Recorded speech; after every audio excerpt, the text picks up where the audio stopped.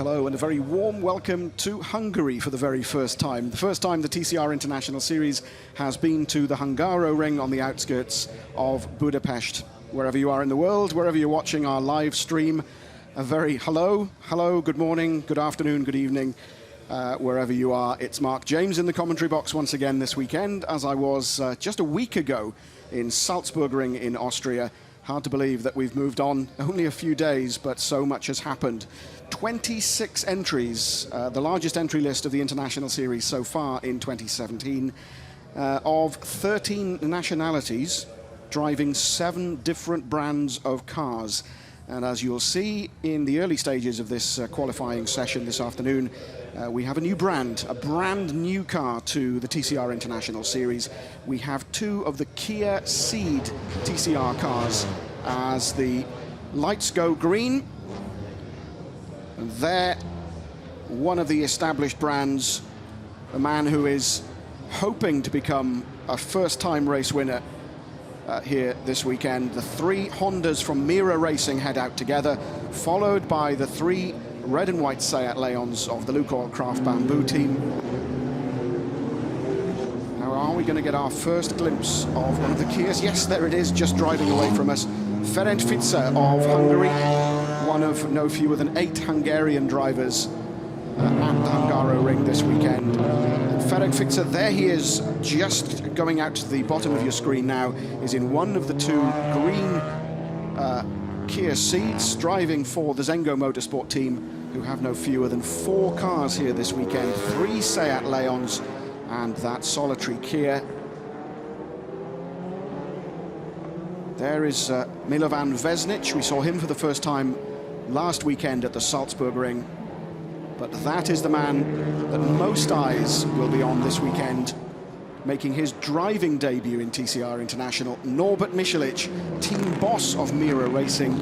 A touring car legend is Norby, and all the interest from the local fans has been about Norby Michelic. Will he win his maiden TCR debut? He was quickest in both free practice sessions, and so you have to say that the odds are stacked in his favour. He, of course, gets more new tyres than drivers returning who've competed in events before.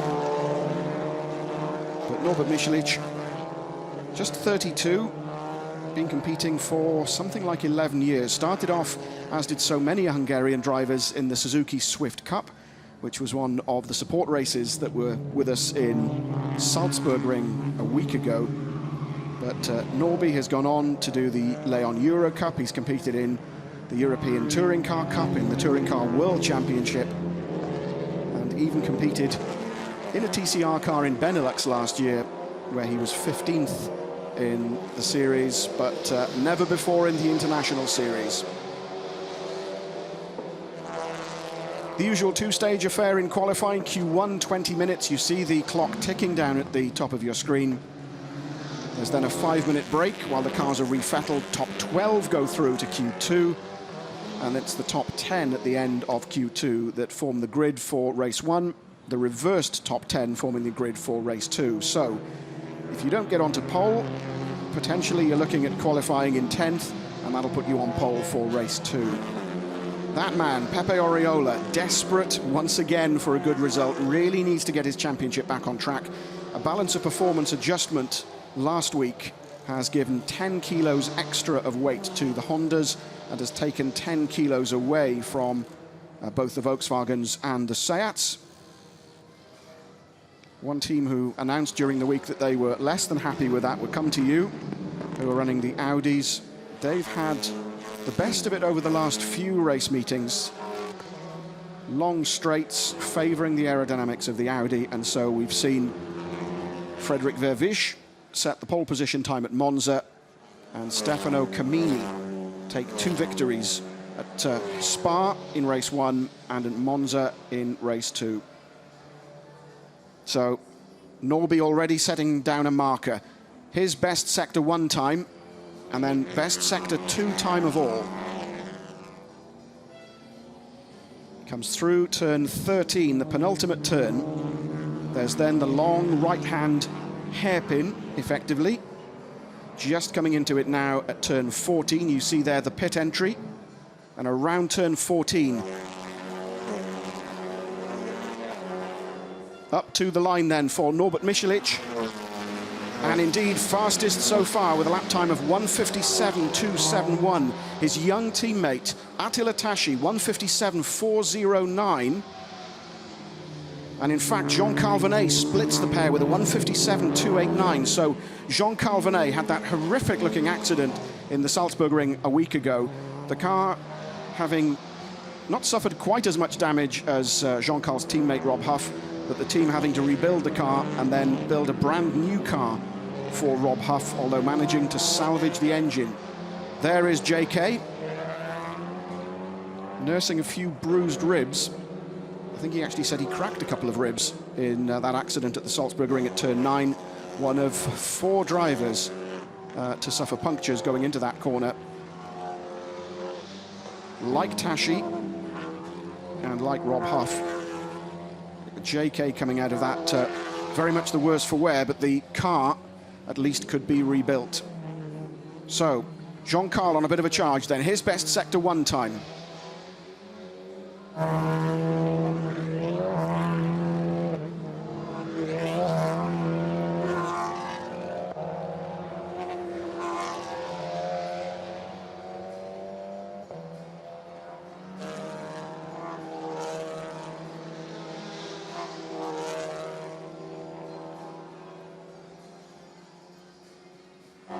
JK goes quicker. There's Michelich's time of 1:25.287 at that point.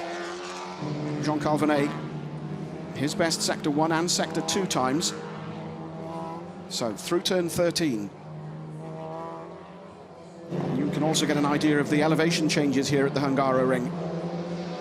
This climb up through turns 12, 13 and 14. Right, up he goes to the line. What can Jean-Carl Vernet do? Second quickest, not quite enough. Michelich did then on a 1:53.530. Tashi goes second quickest on a 1:54.089, and already Jean-Carl dropping down the order. 10th quickest now, all these times being popped in ahead of him. So Michelich on a 1:53.530. Tashi, James Nash, the best of the Lukoil Craft Bamboo cars, 3rd quickest. Then Giacomo Altoe, 4th quickest. That's an incredible improvement and a welcome improvement for the West Coast Racing Team. They were saying that the test they had at Adria before the Salzburgring was a bit of a revelation. They found things about their Volkswagens that really were holding them back. And so both Gianni Morbidelli, currently P10, and Giacomo Altoe, P4, have learned an awful lot from that test at Adria. That's Dusan Borkovic, one of 3 drivers carrying success ballast after the Salzburgring. Stefano Camini, we saw him in the pits a few moments ago. He's carrying 30 kilos. Roberto Colciago carrying 10. And Dusan Borkovic, the winner of race 1 at the Salzburgring, carrying 20 kilos. He heads up to the line after 2 good sectors from him. Not enough, though. Borkovic 17th at the moment, outside the all-important top 12.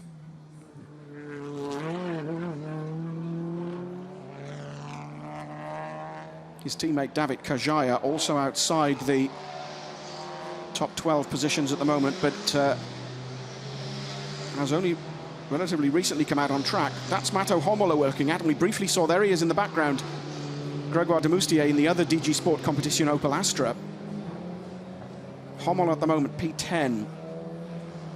De Moustier 13th. So Homola, quickest of all in Sector 1. His best Sector 2 time. He heads up to the line.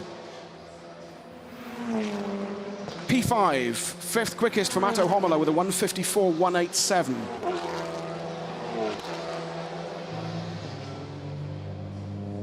So Michelich still quickest. Jean-Carl Vernet now P2. Dan Lloyd, who only joined the International Series in the Salzburgring. Dan Lloyd in one of the Lukoil, and that's Vesnich with a puncture. Indeed, you can see that the tyres come off the rim. So yellow flag at turn 1. And is the car safely off the track in that position as we're looking once again at Dusan Borkovic.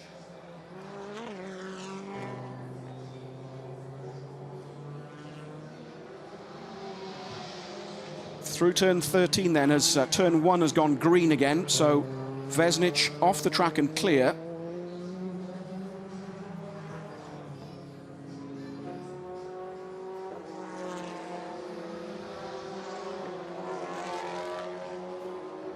So Borkovic up to the line, P12. That, I suspect, is not going to be good enough. He will be replaced in the top 12, so he does need to pop in another quick time. Almost exactly halfway through this Q1 then. Norbert Michelic still quickest so far with a 1:53.530. Jean-Carl Venet second. Dan Lloyd, as I was saying a few moments ago, P3. Then it's Attila Tashi, Giacomo Altoe, P5, Matteo Homola, James Nash, Pepe Oriola, P8. Gianni Morbidelli has improved to 9th. Then it's Colchago, then Huff. And we've not seen a great deal of Rob Huff so far. There is Stefano Comini, currently P15.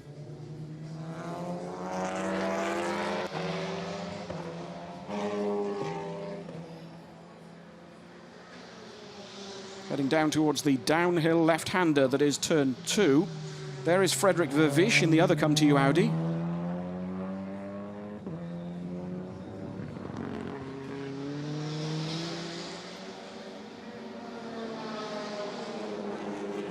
Yellow flags in sector 3, but I don't know why.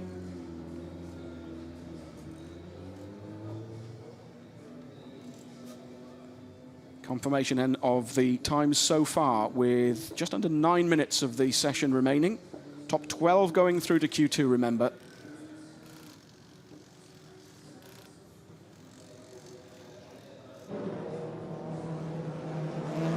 Is this the problem that brought out the yellow flags, or is it just Dusan Borkovic cocking a wheel?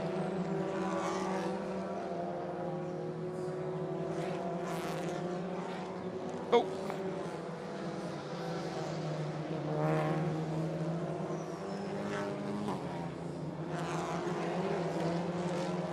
Borkovic, a two-time winner so far this year. Won race 2 in the heat of Bahrain, and won also in the heat of Salzburg last weekend. Comini, a two-time winner also.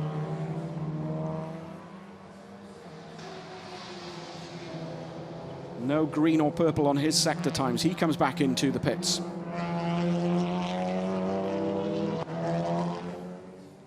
So at the moment, it's Comini P15, Gregoire Demoustier 16. Frederick Vervisch, P14. P13 at the moment is Danny Naj, one of the Hungarian Zengo Motorsport drivers in one of 3 Seats.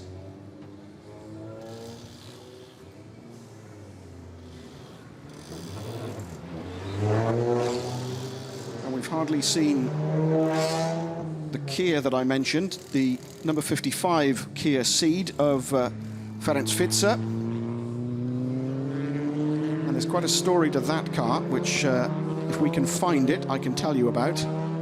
That's another of the Hungarian entries. Mark Jedlotski in the 3rd of the Alfa Romeo Giuliettas to be running this weekend with the 2 GE Force cars, of course. That car is being run by Unicourse.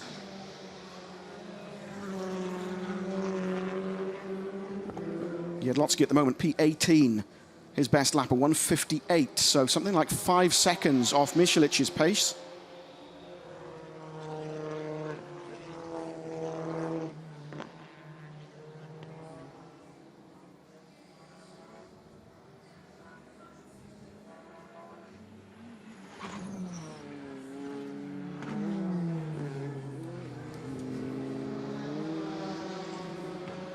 And Jedlotski deep in sector 2. The furthest part of the circuit away from where we are in the grandstand overlooking the start-finish straight. His best sector 1 time already.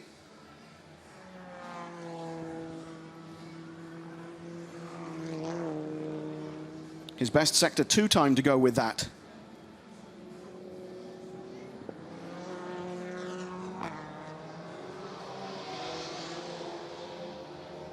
looking at the timing screens. Kamini's dropped to P23.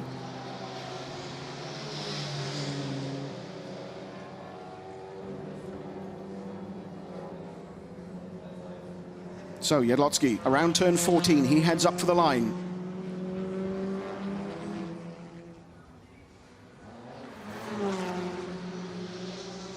No, indeed. He improves the lap time to a 1:57.03, but still P19. Dan Lloyd, P2, behind Michelich.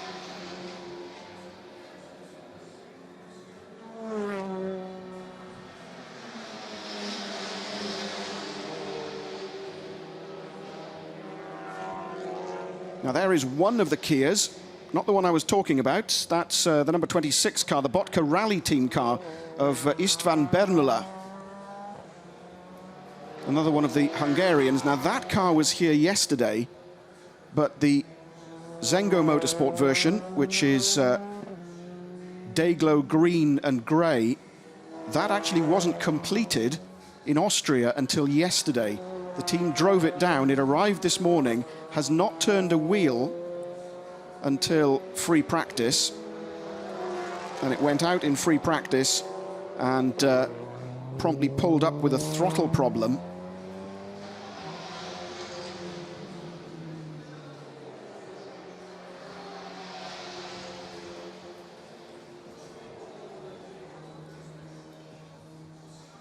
Bernula at the moment is P20.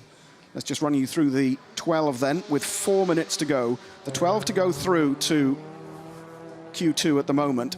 There is Rob Huff, P12, so he's in the final of the positions that'll go through. And at the moment, it's Michelich still quickest, ahead of Lloyd, Tashi, Altoe, Colciago, Homola, Jean Calvinet, Morbidelli, Oriola, Stian Paulsen is P10 at the moment. He'll be very pleased with that, particularly if you've been watching the vlogs that he's been doing on his journey to all these TCR races. So Paulsen P10, Nash P11, Huff P12. Tashi briefly improved. In fact, Tashi's improved to P2.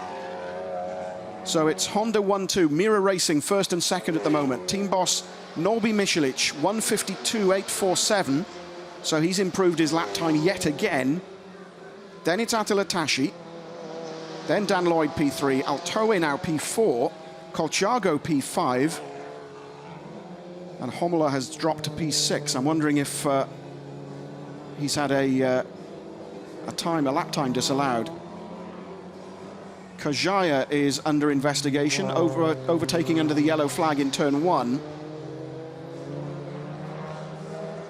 Now, Rob Huff heads up to the line. Quickest, his best sector 2 time, currently P12, and Huff goes P5. He'll be pleased with that. So, Jean Calvinet and Rob Huff, both going through to Q2 as things stand. 2 minutes just over of the session remaining. Kamini is P17, but has gone quickest in his sectors 1 and 2. So up to the line then, Stefano Kamini, 2-time TCR champion, the new leader of the TCR Drivers Series, and P13. And immediately, already, as I say it, dropping to P15. Paulsen now P13, Nash drops to 14. Morbidelli 12, Jean Calvinet 11. Frederick Vervisch makes it into the top 12 for Come To You. Homola betters his performance up to P5. Tashi, though, has gone quickest, beating team boss Norbi Michelich. It's Attila Tashi currently on provisional pole. Sorry, I'm getting ahead of myself. That's Q2 I should be talking about. Attila Tashi quickest so far in this Q1, 1:53.067. Then Norbi Michelich, 1:53.209. Jean Calvinet goes quicker than the pair, though, as we're talking. So, as it's coming in, so too quick to update the timing screen. Jean Calvinet quickest so far with a 1:53.030. 300ths, 37,000th quicker than Tashi. Michelin third now. Oriola fourth. Altoe fifth. Lloyd sixth. Homola seventh. Colchago eighth. Huff ninth. Moller we've hardly talked about in the Honda. Jens Renault Moller P10. Frederick Vivish 11th. And Morbidelli, who, as I said that, improves from 12th to 11th. And Paulsen just pops in a time that'll get him into the top 12. The clock ticking down then in this first stage of qualifying. As things currently stand, James Nash not going through to Q2, nor is Komini, nor is Borkovic, nor is Vervish, nor is Kajaya.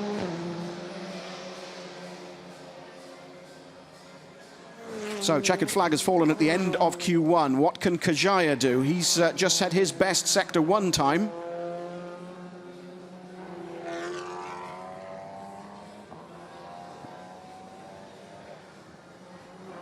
He follows that up with his best Sector 2 time. Turn 13 then, this long, slightly climbing left-hander. And just a long right-hander to go, which will spit him out onto the start-finish straight.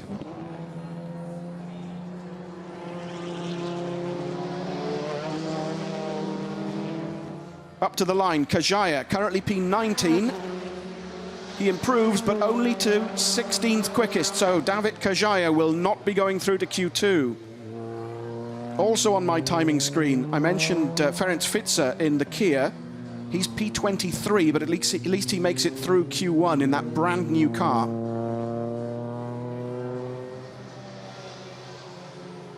Now, who else is on a charge? Nobody that I can see. Danny Naj in the Zengo Motorsports Seat, currently P15. No, not enough. Stays P15.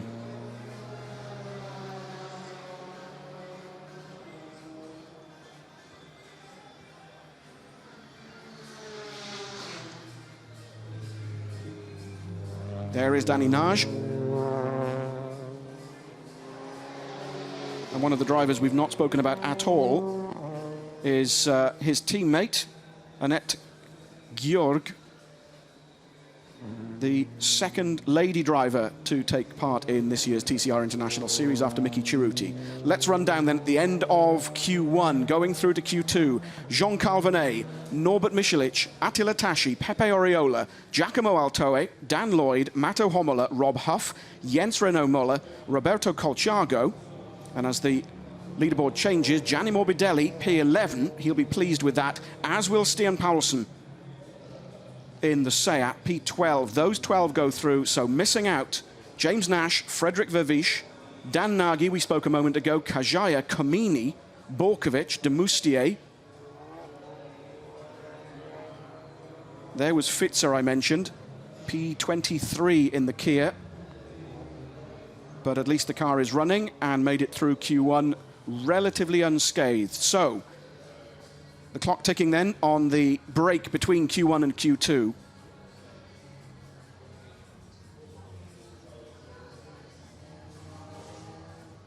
So Venet and Huff both going through for Leopard.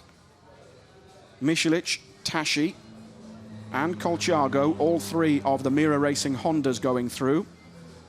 Oriola and Lloyd going through, but not Nash. So two of the three Lukoil Craft Bamboo cars go through. Morbidelli and Altoe go through for West Coast, and they'll be hugely relieved.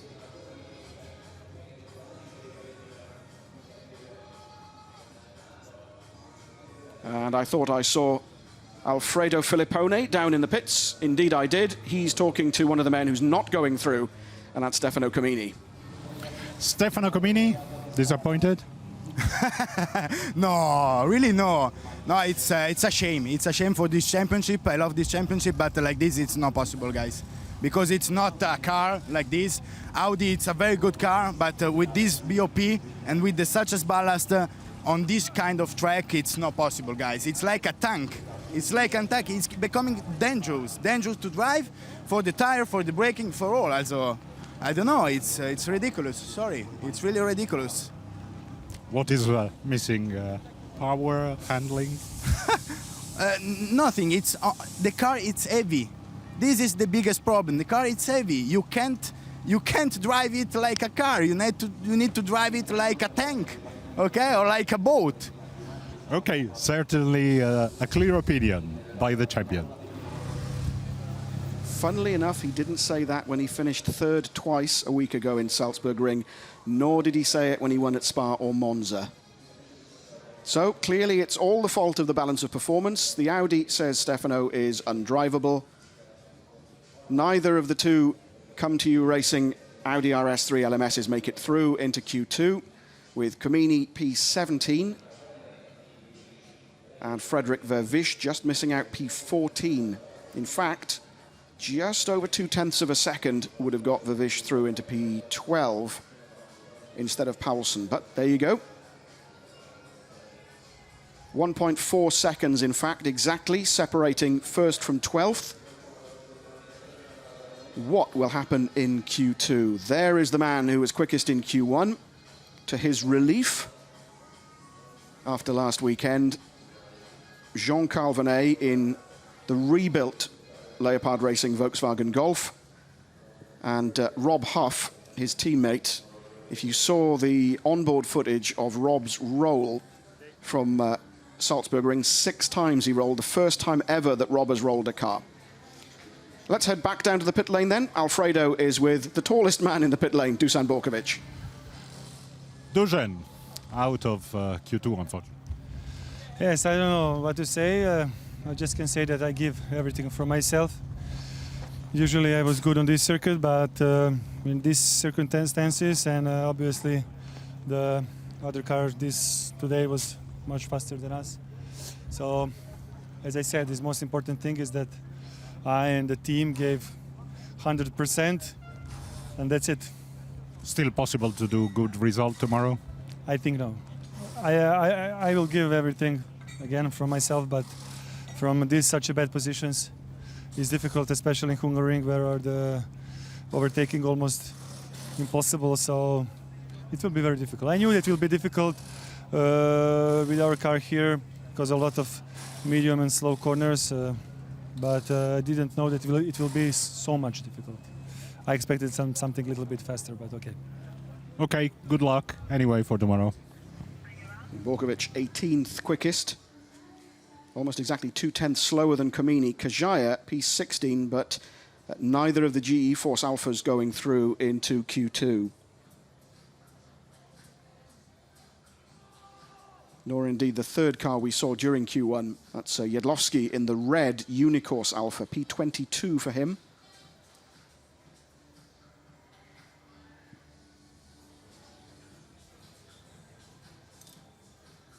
Couple of minutes until Q2 starts. Message on the timing screen, car 59 is under investigation for blocking James Nash. So 59 is Michelic. The start of Q2 has been delayed slightly, was meant to start at 5:20 local time.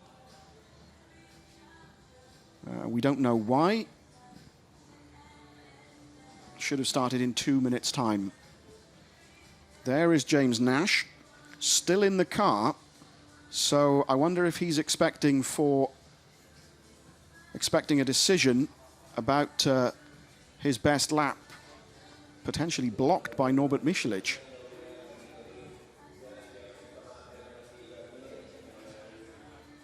But on the timing screens, James Nash P13. 0.2 away from Stian Paulsen's 1:54.430. And there you see, I was talking about the green Zengo cars. Let's talk, though, I was mentioning David Kajaya a few moments ago. He's talking to Alfredo. David, unfortunately, didn't work. Yeah, I think our car are not fast here because I was on limit. I did my fast lap without mistakes, but I'm not in Q2. I think our car now are weaker than the others, and that's why we can't do anything. But not the good track for the Alpha, right? Yeah, I think this is the worst track for Alpha in this season. Okay, thank you. Now that's interesting. The worst track for Alpha of the season. We know that they're quick in a straight line. We know that their engines are strong. And we know from comments from this and other series that they take quite a bit of catching once they get going. But it's quite a tight, twisty track, as I mentioned earlier. Some elevation changes. As soon as you cross the start-finish line, the track drops away down towards turn 1, and it continues to drop away through turns 2 and 3, and then it climb up to the second stage, the back part of the circuit, up through turn 4, which we've not really talked about at the moment, but turn 4 is where the judges of fact are watching for drivers cutting the corner. The long right-hander at turn 5, 6 and 7, a little right-left kink, and then a square left at 8, square right at 9, and then the track starts dropping away again then from the slight left-hander at turn 10, the square right at turn 11, down to turn 12, and then 12A is the slightest of left-hand kinks before, as you saw a number of times in Q1. The long left-hander at turn 13, and the long right-hander at turn 14. No further action will be taken against David Kajaya.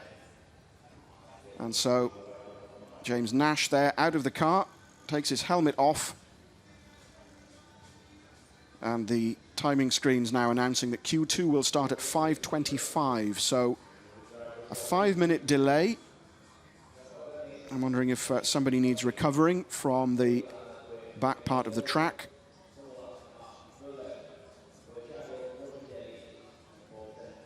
So confirmation then, you saw a moment or so ago that Stian Paulsen was P12.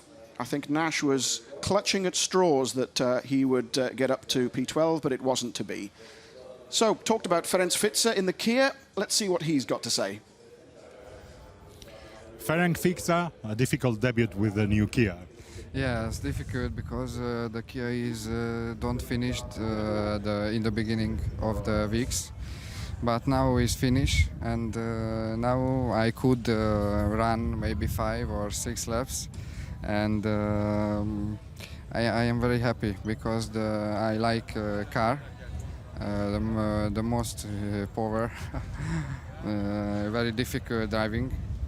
But I think on the race I try to change the driving, and I think it's much better than now. So it's a promising first contact with the car. You think you can do something tomorrow? I don't know more.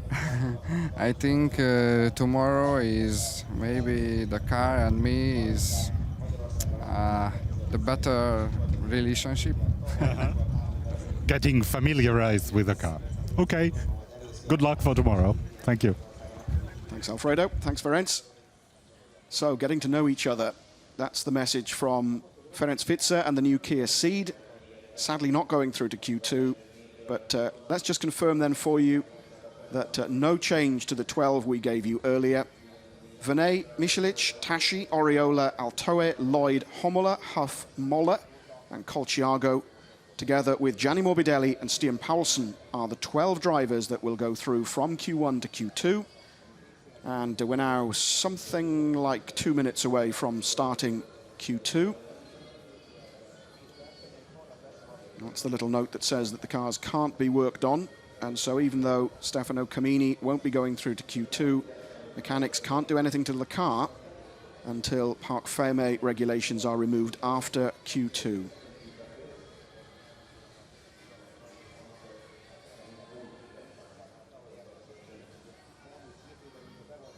Not as warm here at the Hungaroring as perhaps we were expecting. It was quite a hot day yesterday, but there was a thunderstorm quite late in the afternoon. This morning, very windy. I'm not sure if our director can show you any of the flags flying, but quite a stiff breeze blowing across the Hungaroring, which is making it feel cooler than we thought.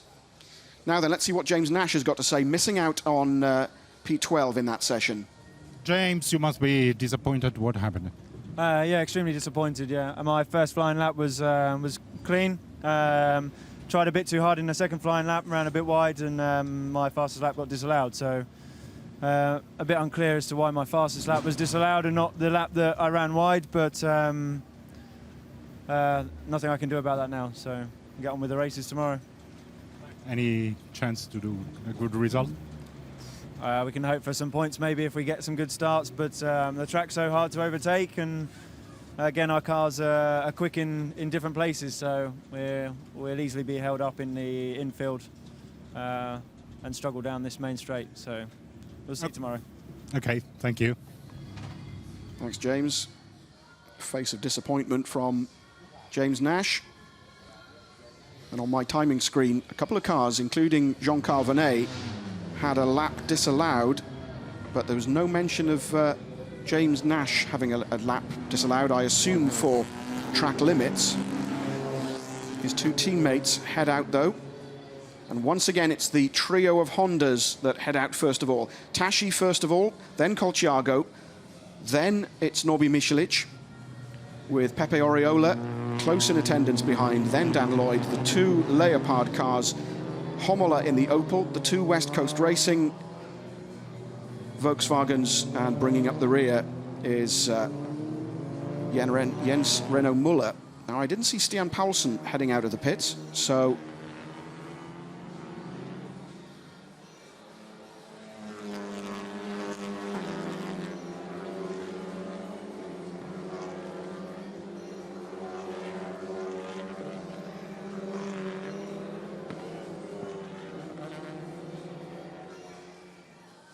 and the debrief at Come to You has already started.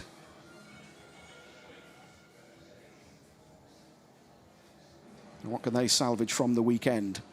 Now, what can Mira Racing get from this short 10-minute thrash, which is Q2? Norby leads the way, and much as though he would love to win in front of his home crowd, we're expecting a large crowd tomorrow. It's all about supporting his two drivers, Roberto Colciago and especially young Attila Tashi at home.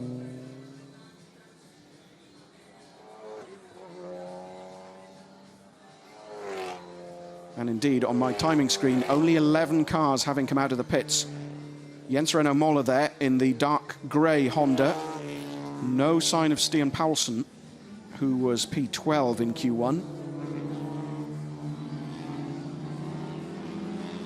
So then, outlap completed, up towards turn 14. There is Paulsen, so he will head out with a clear track ahead of him, or will he, because he'll just get out in front of the Hondas. Now, will Paulsen play a part in this, or will he sensibly keep off the line and let the Hondas do their thing? Just squirreling slightly under braking for turn 1, down the hill for this descending corkscrew that is turn 2. Indeed, Paulsen keeps well out of the way, off the racing line, as through comes Norbert Micelic on his first flying lap, followed swiftly by Tashi and Colciago. There's Paulsen in the background, latching onto the back of that stream.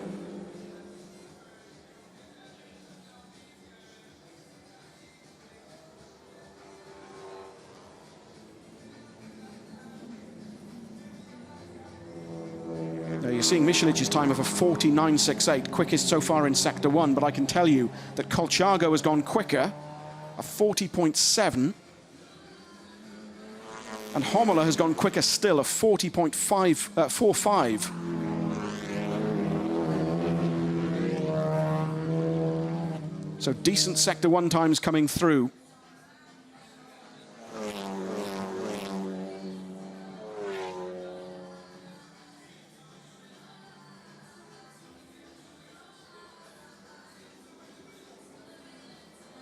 And this is the descent. So through the right-hander at 12, the slight kink at 12A, and then it's around turn 13 before this little climb up to 14.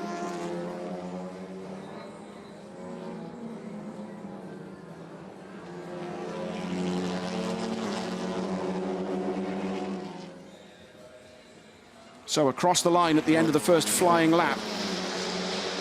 Colciago, quickest of all three. Colciago, Tashi and Michelic. So Team Boss has done his job.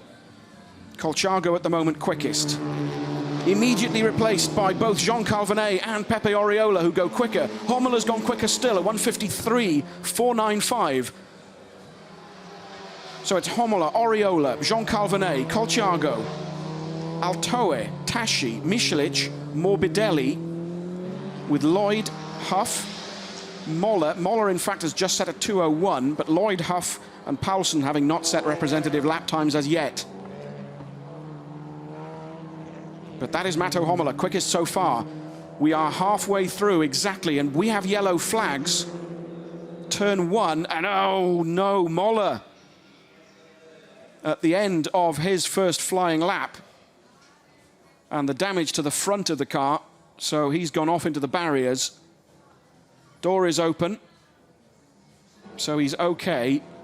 But what will that yellow flag do? And in fact, the red flag comes out. The session has been stopped. So the clock freezes with 4 minutes, 39 seconds of the session remaining. This is what happened. At the end of the downhill section, he crosses up and makes contact with the barrier on the left-hand side of the track, spinning down into turn 1 to come to rest on the barriers. The marshals already running down towards the car. Moller is out. And he'll be kicking himself for that. As debris removed from trackside, quite a bit of debris to be removed. So marshals get on with the task of recovering the car, while everybody else heads back round to the pits. So the session halted in dramatic fashion from that incident involving Jens Reno Muller. So far, though, it's Matto Homola who's set the quickest time. And in fact, less than a second covering the top 4. So what happened here? Did he get onto the... Didn't get onto the grass. One wheel got onto the red and white rumble strips, and it just got away from him. Hopefully the damage not too severe and can be repaired. Doesn't seem too bad. And fingers crossed we can be underway again very shortly. So the times we've had in so far, only 8, barring Moller's. So Homola, Oriola, Jean Calvinet, Colciago, Altoe, Tashi, Michelic, Morbidelli, and as I say, Moller, the 9th reasonable time. Lloyd, Huff and Paulsen not having set representative lap times. And this is not what they needed.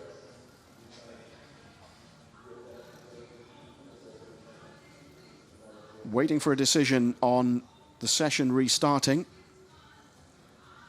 If you're just joining us, this is Q2 at the Hungaroring for the TCR International Series 2017.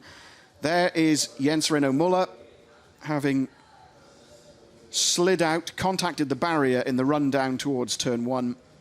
The car having to be recovered, and the red flags have come out. So this is what I was saying. Times so far from Homola, Oriola, Venet, Colciago, Altoe, Tashi, Michelic and Morbidelli.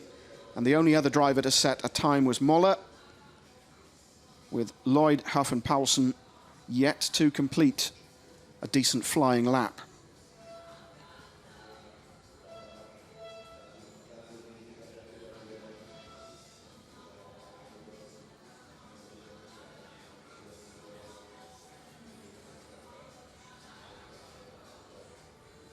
Also, something I've not mentioned so far in this session is that for the first time, the TCR International Series racing with the DTM this weekend.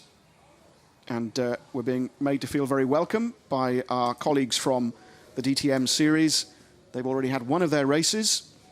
The TCR International Series bookends the second... tomorrow it'll go TCR International, then a free practice for DTM, then TCR International, and then the second DTM race tomorrow afternoon. Races, as ever, being streamed tomorrow morning. Race 1 is at 9:10 local time. Right, let's see what's happening down in the pits with Alfredo. Grégoire de Moustier, how was the session? Yeah, session was okay. Could have been better. The goal was to go to Q2, but we stayed stuck in Q1. Had to fight with quite a lot of understeer on this track, and I think we didn't manage to find a good setup to use well the tires. So a bit disappointed, but still okay. Maybe next time will be better. I don't know. We hope so. Thank you. We've not really talked about understeer. That was something that quite a few drivers were complaining about in free practice. But the track here at the Hungaroring tends to get quite dusty, quite dirty. The track not as well used as some other Formula One circuits around the world. And the circuit does tend to get quite dusty because of the local soil, but also where you'd expect a track to get quicker as the weekend goes on. That's not necessarily the case here.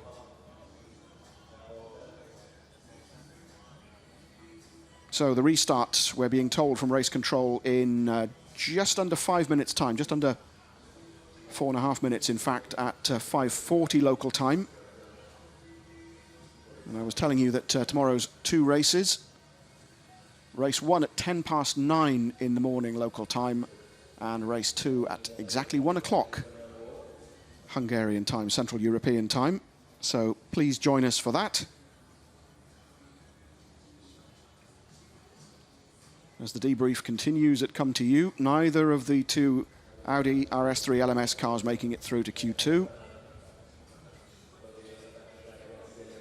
Neither did either of the GE Force Alfa Romeos you see there, the white and red cars of David Kajaya and Dusan Borkovic. Let's see what the verdict is from Leopard. Their cars did go through to Q2, and they're with Alfredo. Elliot Buffett, Leopard Racing. It has been a tough week for the team, huh? Yeah, exactly. Yeah. We had a very bad weekend in Salzburgring. We crashed both cars. One was completely destroyed, so we had to manage to get a new car for Rob, and a lot of work to do on Jean-Carl's car. So it has been a long and tough week, but yeah, now we are here, and the cars are able to fight. So we are very happy, and yeah, it has been a tough week, but at the end, it's good results, so it's okay. Absolutely. You have worked, you and all the guys, night and day to get the 2 cars ready for Budapest, and they are in Q2. It must be a satisfaction. Yeah, sure. We were not expecting to have such good cars here. I mean, we know the Golf are competitive, and they will have been competitive here, but ready and well prepared. It's a success for us, and we are very happy to be both car in Q2. Well done for Leopard Racing and Team WRT, and we'll see what happens in this end of Q2. Yes. Thank you. Thank you. Now, we talked last weekend about the work done by Jas from Italy and the Mira Racing team. After Tashi's big crash at the Salzburg Ring, Jas got a car from Italy down to Salzburg overnight. The team then stickered it up, and Tashi rewarded them with second place in race 2. And so, what will happen this week, I wonder, with Leopard having to rebuild Jean-Carl Venet's car and then take a brand new car from the factory in Barcelona, which appeared here overnight Wednesday into Thursday, and pretty much everything had to be changed apart from the engine, which is an interesting one because that means that the usual grid penalty won't apply. Anyway, back down then, and Michela Cerruti is now with Alfredo. Michela Cerruti, not the weekend you were expecting so far. No, pretty disappointing qualifying for us. We knew that this was not our racetrack because our cars, they don't like this kind of tricky racetrack with slow and long corners. But we expected something more overall after Austria, and so it's disappointing. On this racetrack, it's very difficult to overtake. So we are expecting very difficult races as well. Okay, we'll hope for better. Thank you. Mickey then, like Norbert Michalich, making the transition from race driver to team manager. And so comments that echo exactly what was being said by Dusan Borkovic and David Kajaya earlier, that the Hungaroring doesn't really suit the Alphas. Little under 30 seconds then until we should be back underway for this interrupted second stage of qualifying at the Hungaroring.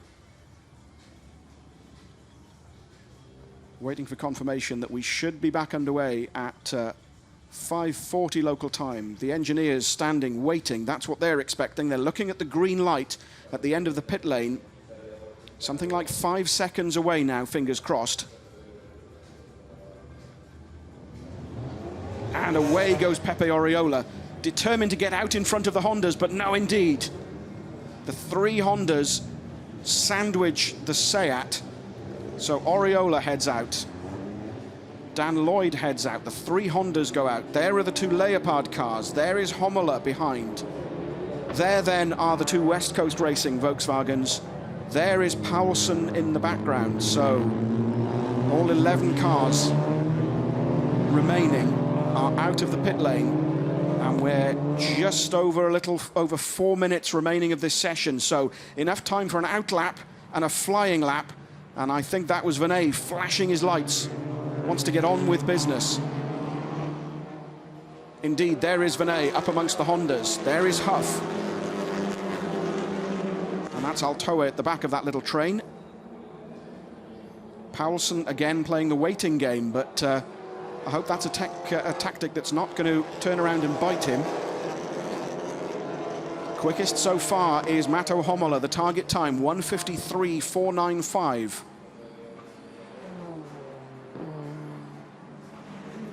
And any hope that the Mira Racing team had of running the three cars together to get a tow or work together has gone, because Pepe Oriola is amongst them. And Jean Calvinet is amongst them.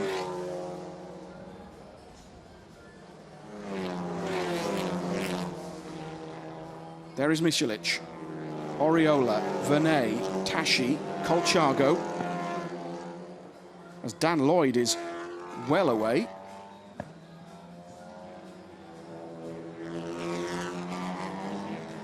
Just nudging Attila Tashi wide was Pepe Oriola, as Tashi just nudges in front again in turn 13.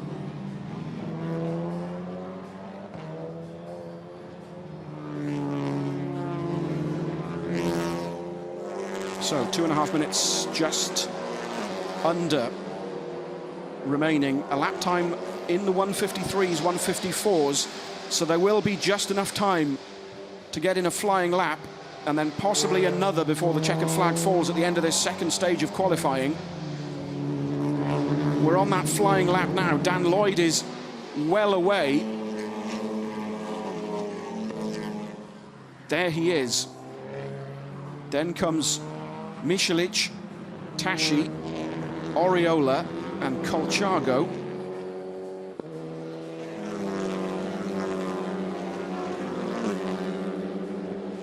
And that's turn 3. This is turn 4 I mentioned earlier, and this is where the judges of fact are looking for cuts. And in fact, just as I was saying that, Michalich did take what looked like a big old cut of that corner, and if all four wheels go across the white line, that will be reported to the race director, which then potentially will go to the stewards.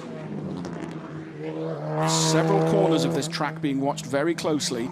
Turn 4 being one of them, which is where the big cuts tend to happen. Michalich then, quickest of all in sector 1.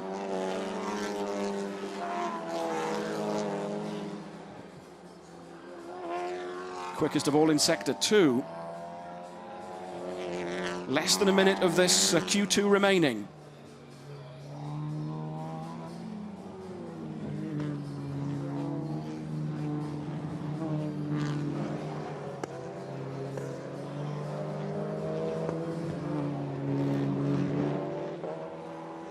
leading group should be safely across the start-finish line. Up goes Michelin to take the timing beam. Boom, quickest of all, 1:52.740. So Michelin quickest so far, then ahead of Homola, Tashi third, Oriola fourth, Jean Calvinet fifth, Colciago, as we ripple the order as I'm saying, Michelin quickest then, a 1:52.740 ahead of Homola, Oriola, Jean Calvinet, Colciago, Huff, Paulsen, P7, Altoe P8, Tashi 9th, Morbidelli 10th, and no time for Lloyd. There is Lloyd, so whether he came through the pits, but he's not set a lap time. So at the moment, with the session over, the checkered flag has fallen. This will be their last lap. Norby Michelin, there is Lloyd. And I don't know whether he has a problem.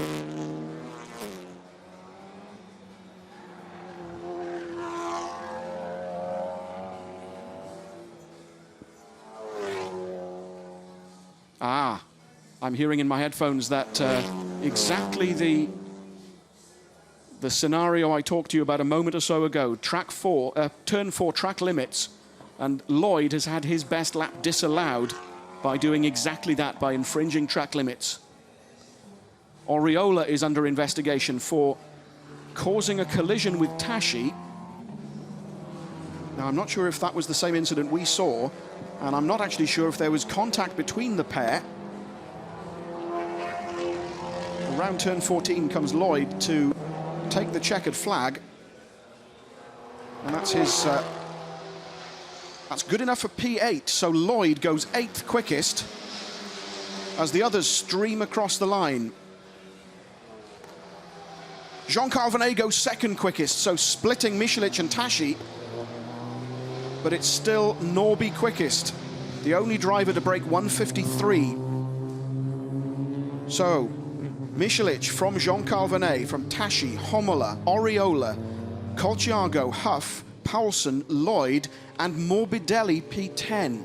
Altoe P11, and Moller, surprise, surprise, slowest of all, 2:01 before he had that incident which brought out the yellow flags.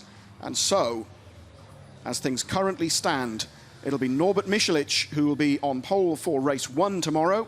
Jean Calvinet will be alongside him, and it will be the West Coast Racing Volkswagen Golf of Gianni Morbidelli on pole for race 2, and alongside him on the front row will be Dan Lloyd of Lukoil Craft Bamboo. So 2 very interesting races in prospect for very different reasons. Oriola, though, will start in the middle of the pack, middle of the top 10 for both races. So Pepe Oriola, who really could do with a good result here at the Hungaroring, well poised to score podium results in both races tomorrow, unless he gets a return of that famous bad luck. This then is the qualifying result from the second stage. Michelin quickest, Jean Calvinet second, Attila Tashi third, Matto Homola fourth, then it's Oriola, Colciago, Rob Huff, Stian Paulsen, Dan Lloyd, Gianni Morbidelli, Giacomo Altoe P11, and Jens Reno Muller is P12, which is where he will start both races tomorrow. That then was qualifying from the Hungaroring ahead of rounds 11 and 12 of the TCR International Series 2017. We'll see you tomorrow for the 2 races, but for now, goodbye.